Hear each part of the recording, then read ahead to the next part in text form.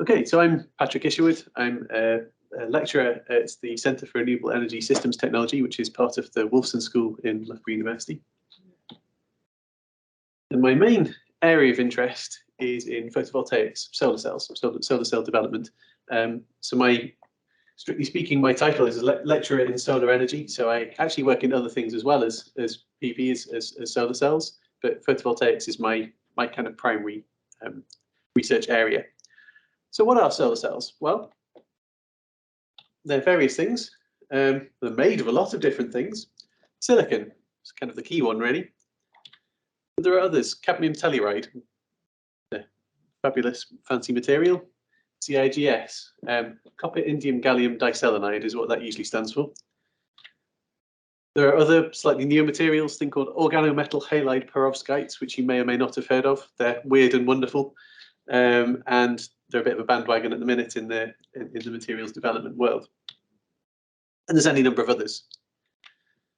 But fundamentally, what they all really have in common is that they're all some kind of semiconductor-based device, which is used to convert light energy directly into electrical energy. Okay. And the standard one, which you've probably seen around in various places, are silicon-based. It'll be a silicon PN junction. The fundamental technology is very much the same kind of idea as the things that drive your phone or your laptop. They're actually arguably less complicated, just much, much bigger. Okay, so this is an example of a silicon cell. This is a polycrystalline silicon cell. It's one of the ones that Alex currently has. And this is actually a research cell. This is a cadmium telluride research device. It's an example of a kind of cell that we sometimes make in the lab. So they come in a variety of different forms. Okay, so that gives you an idea of kind of what they are, what we're looking at, what we're dealing with. But why do we care? What's the point of them? Well, fundamentally, I mean, obviously we all have some idea of why we care. Obviously we're trying to decarbonize electricity production, and we want to produce electricity, the energy that we use, in the most environmentally responsible, environmentally friendly way possible. And actually using solar energy is quite a good way of doing that. The incoming solar resource works out as around about 174 petawatts. That's the amount of energy hitting the top of the atmosphere at any given time. That's a lot of energy. Now, that works out as a little more than 10,000 times more, I believe, than humanity uses in an entire year. That said, a lot of that energy doesn't actually get through to ground level because there's a certain amount of attenuation and reflection of the atmosphere. And then there are other problems to do with climate, weather, and so on. But even so, the amount of energy we get, there's a standard thing that people quite often say, but broadly speaking works out as being true, which is that there's more energy hits the surface of the Earth in an hour than we use as a species in an entire year. So there's a lot of energy there. There's plenty of energy there for us to use. So it's plentiful. It's in effect infinite.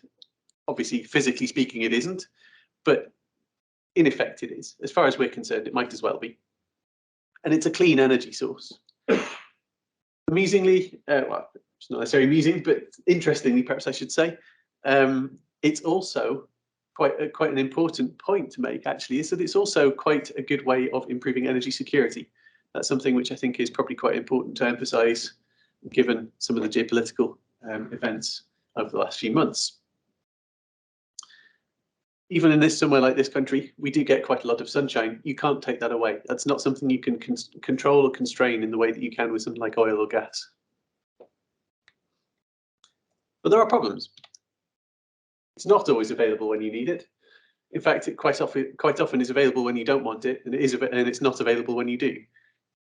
Just because of the way we work as a species, the way we live our lives, typically means that we use energy at the beginning and the end of the day, and actually the most solar energy you get is in the middle. So there's a certain amount of peak balancing, if you like. It's also very dispersed, which means that it's a little bit more challenging to capture. It takes a lot more effort to get an equivalent amount of energy than it does from, say, using an equivalent amount of gas or oil. And it's still relatively expensive. That said, it is increasingly cost effective. And there's a very interesting statistic that a colleague of mine came up with recently, which is in the US at least, it is now the cheapest form of energy generation technology to install is solar power, followed by onshore wind. And everything else is more expensive. But that's to install. That's obviously not things which are already in place. Okay, so hopefully that gives you a little bit of an idea of kind of where I'm coming from, my immediate kind of interests, if you like. But just to give you some idea of where I actually come from, I am not an engineer. I'm not a physicist. I didn't start out doing solar energy research. I'm actually a geologist originally. Completely different field. It was always something that I wanted to study, as you do. So that's what I did. Graduated in 2008, which was a particularly great time to graduate, and promptly failed to get a job, along with most of the rest of my cohort. So having been unemployed for a year or so, I went and did an MSc at Newcastle in ground engineering, geotechnical engineering effectively, but engineering geology. And then continued to fail to get a job. But for various reasons, which will hopefully become apparent in a moment, I managed to get myself onto a PhD course in Loughborough to do electrical engineering, which is a bit of a leap. Strictly speaking, I wouldn't actually say my PhD was in electrical engineering. I would say it was more of a mix of physics and material science, but electrical engineering is what it says on the certificate. But that was looking at a particular set of materials which are very important for use in the kind of next generation of solar cells, if you like. So why the change? Well, there's a couple of reasons, really.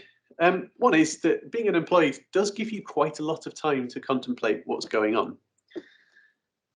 And part of that was that the winter of 2010 particularly was very, very cold and very, very long. Particularly, so I'm from the northwest of England, the Lake District, which is, I'm very lucky, I admit. But we had snow until late March that year, which is quite unusual, and it made getting around quite difficult. But what it did mean is that when the spring and the summer finally arrived, it was very, very warm and very green in comparison.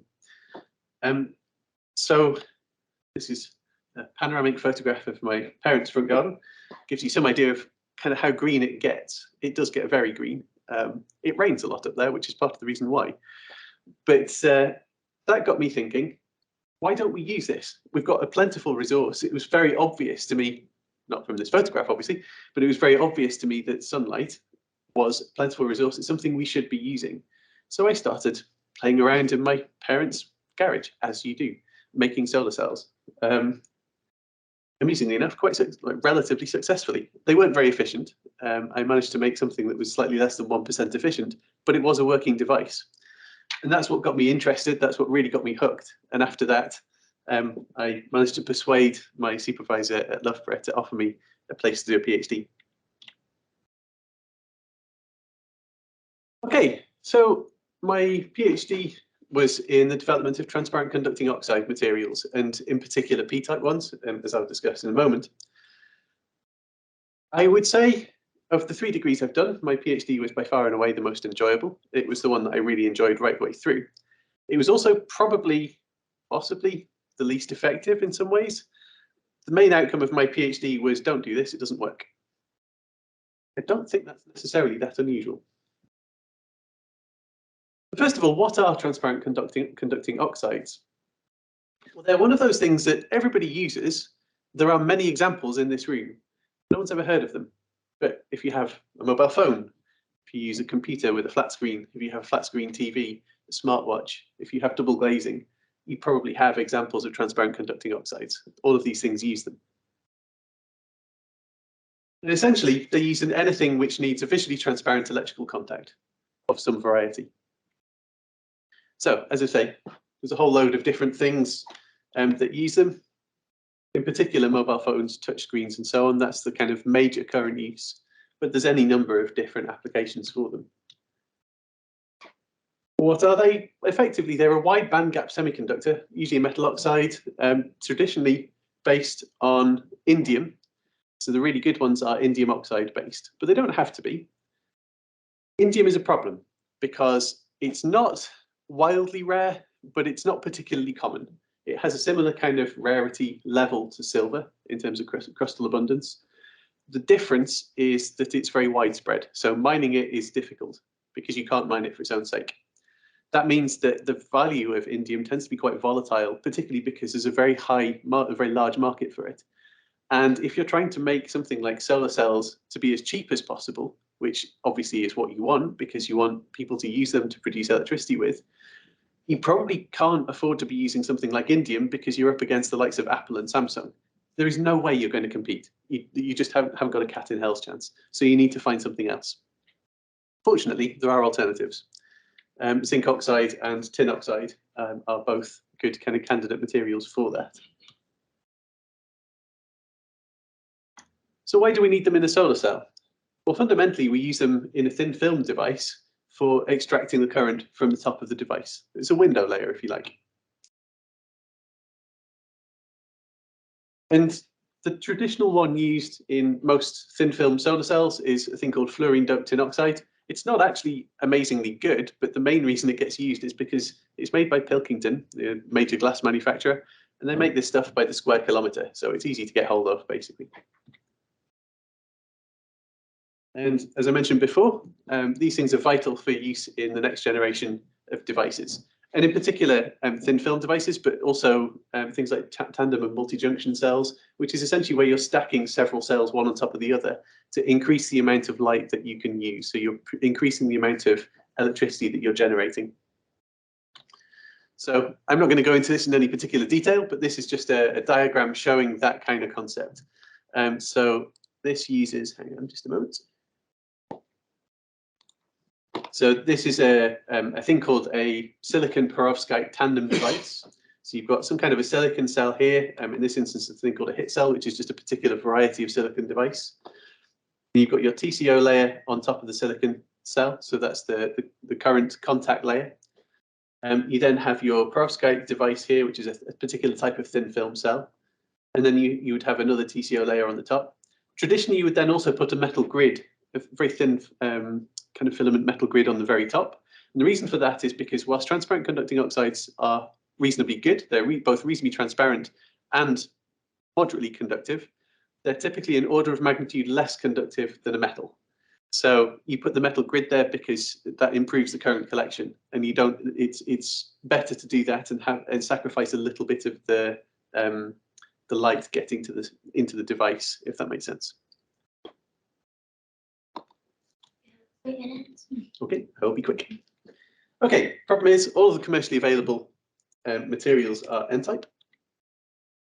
So I was looking at P-type materials.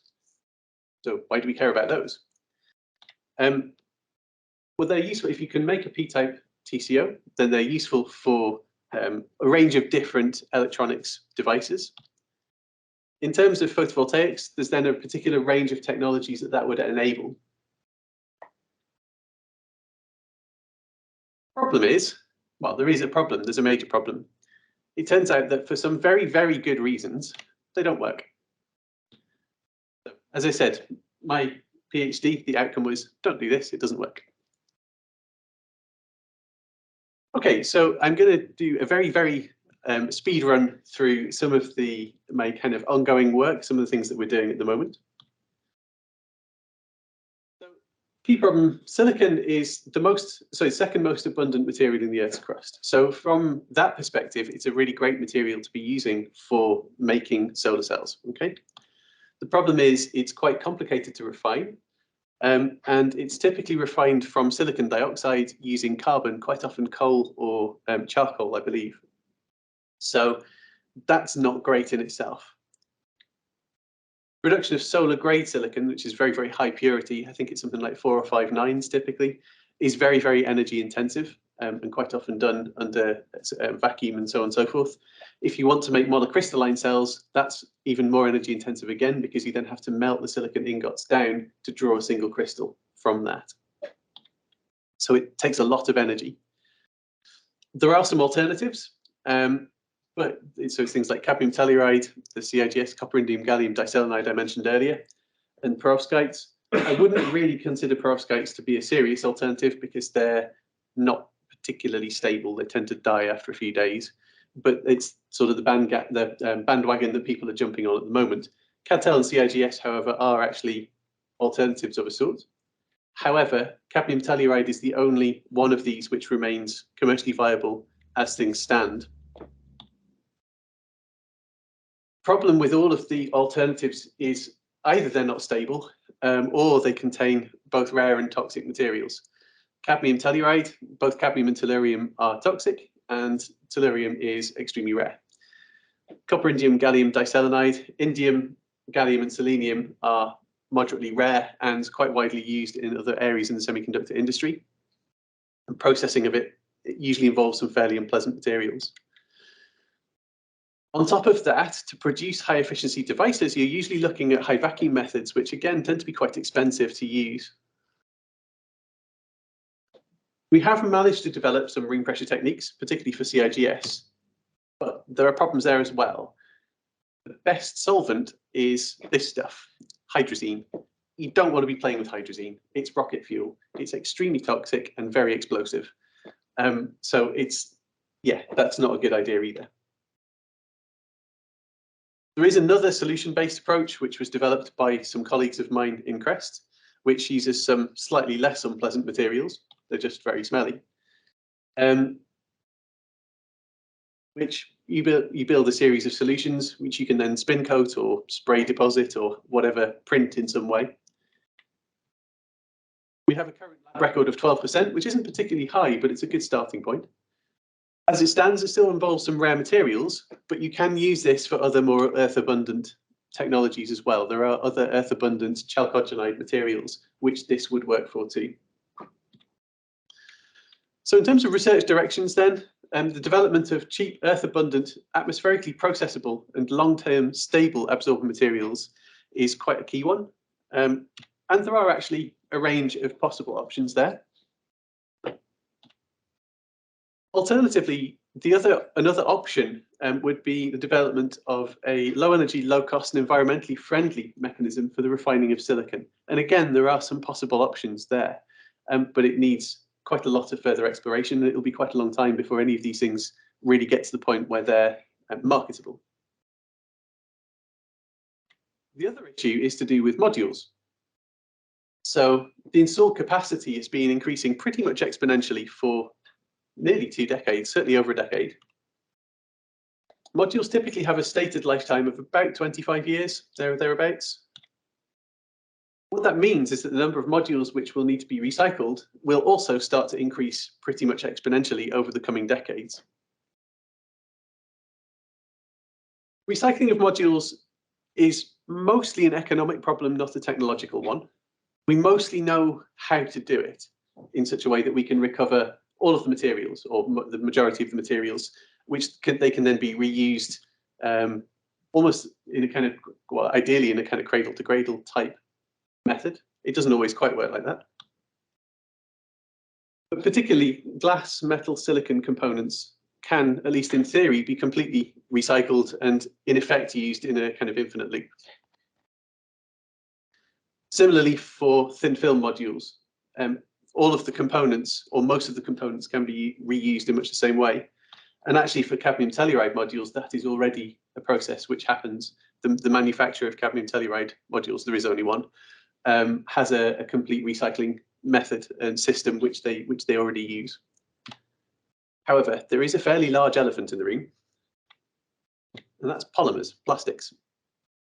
The plastic materials, polymer materials used in solar modules are not easy to recycle, and they're usually significant composite materials. The main one is a thing called EVA, ethyl vinyl acetate, I think, which is a kind of copolymer system. And that's very difficult to recycle. You can partially recycle it, but not usually properly. So ultimately, you either put it in landfill or you burn it, seems to be the options. Neither of those is really ideal. And then the back sheet is typically some sort of composite using a fluoropolymer. Again, that tends to end up being burnt quite often, and that can produce some toxic materials as well. So it's toxic gases. So neither of those are really ideal materials to be using. Just a couple of diagrams to show you've got this encapsulant layer, which is this EVA, and the polymer backsheet, and in the thin film cells as well. They don't tend to have the polymer backsheet, but they do have that encapsulant layer still. Where would we go from here? Well, silicon is likely to remain the primary technology for the foreseeable future, at least.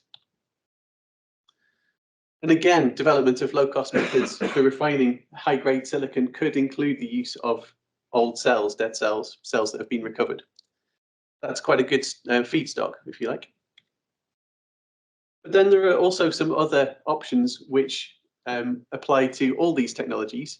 And in particular, one of the ones which I'm quite keen on is the development of a glass module. So you've got glass on both sides of it, which is held together with absolutely no polymers in there at all. And that's something I'm working on at the moment. And there are various different ways of doing that, usually using things like diffusion bonding and diffusion welding of the glass sheets. And what I would say is probably the key takeaway from this, and the key research direction that we should really be focusing on, is actually designing modules from the ground up with the assumption that they should be fully recycled. They should be designed, obviously, so that they last as long as we need them to last, but that then when we finished using them, we can take them apart relatively easily and recycle and completely reuse all of the materials that go into making up the module. And that's basically what that says. Okay, thank you very much.